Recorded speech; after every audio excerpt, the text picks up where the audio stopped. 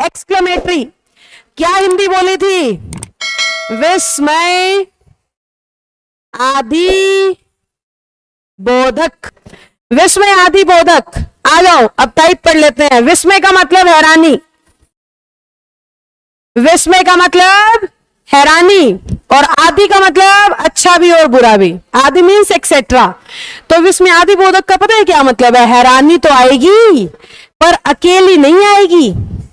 हैरानी, विस्मय के साथ आदि क्यों लगा हुआ है? क्योंकि ये कह रहा है हैरानी तो दिखाएगा ये वाक्य सबसे पहले, हैरानी तो दिखाएगा ये वाक्य सबसे पहले हैरानी दिखाएगा, लेकिन अपने साथ कुछ ना कुछ लेके आएगा।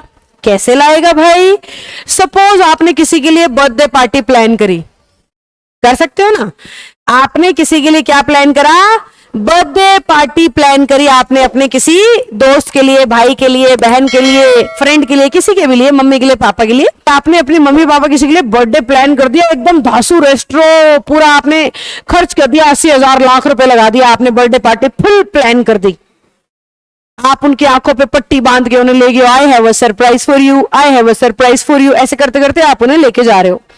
वो जाते हैं, रेस्टोरेंट के सामने खड़े हैं, और आप उनकी आंखों की पट्टी खोल के ऐसे, वो आते हैं ना आजकल, बम करके बोल रहे हो happy birthday to you, happy birthday, आप पूरा नाच के गा के उद्यम मचा रहे हो। और फिर मम्मी कह रही है अरे बेटा बर्थडे तो कल है, आज थोड़ी ना है, कल आएगा मेरा बर्थडे, कल आएगा मेरा बर्थडे। आप क्या कह रहे हो उस बच्चे को? मेरा बर्थडे कब आएगा भाई? कल आएगा। और जिसने बेचारे ने 80,000 लाख रुपए खर्च कर दिए, उसका दिल तो टूट टूट के चिन्ह भिन्न हो गया ना सड़कों पे। क्यों? हैरानी तो हुई ना, पर साथ में दुख आया। हैरान तो दोनों हो गए, जिसका बर्थडे था वो भी और जिसने प्लान करा वो भी। पर बर्थडे वाला हैरानी के साथ खुश हो गया, अरे वाह।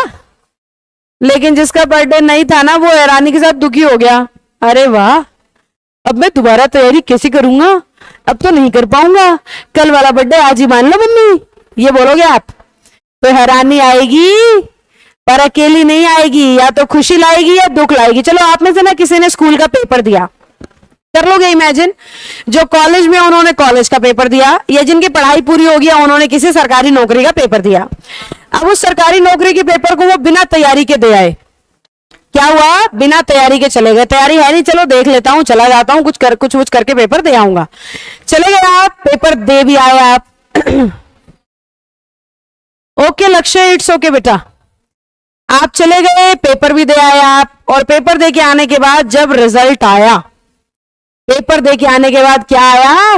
रिजल्ट आया, और उस रिजल्ट में आपने टॉप कर लिया।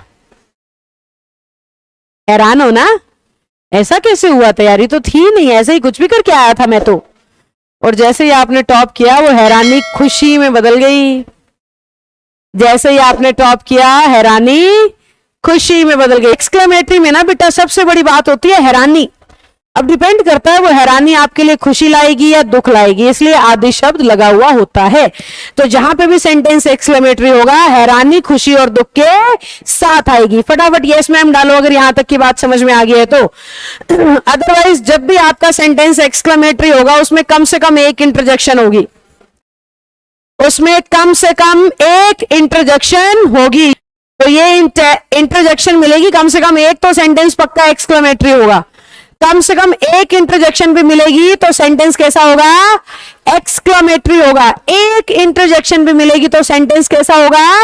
एक्सक्लेमेटरी होगा। इंटरजेक्शन क्या होती है? ह्यूमन फीलिंग्स एक्सप्रेस करने वाले शब्द। जिन बच्चों ने मुझसे पार्ट्स ऑफ स्पीच पढ़ा है उन्हें पता होगा ह्यूमन फीलिंग एक्सप्रेस करने का क्या मतलब है। देखो, हुर्रा एक इंटरजेक्शन है, देखते ही समझ जाना सेंटेंस एक्सक्लेमेटरी है। अलास एक इंटरजेक्शन है, देखते ही समझ जाना सेंटेंस एक्सक्लेमेटरी है। ब्रावो एक्सक्लेमेटरी, ओ एक्सक्लेमेटरी, उप्स ये भी इंटरजेक्शन है। टुट टुट, हाँ जी, टुट टुट के अलावा ओ फाई इंटरजेक्शन है। ओ फाई के अलावा सॉरी बेटा, hurrah, alas, Bravo, Gallant interjection है, वेल डन भी इंटरजेक्शन है, चाहो तो लिख सकते हो। ये सारे ऐसे शब्द हैं, वाओ इंटरजेक्शन है। ये सारे ऐसे वर्ड्स हैं जो ह्यूमन फीलिंग्स को एकदम से एक्सप्रेस करते हैं।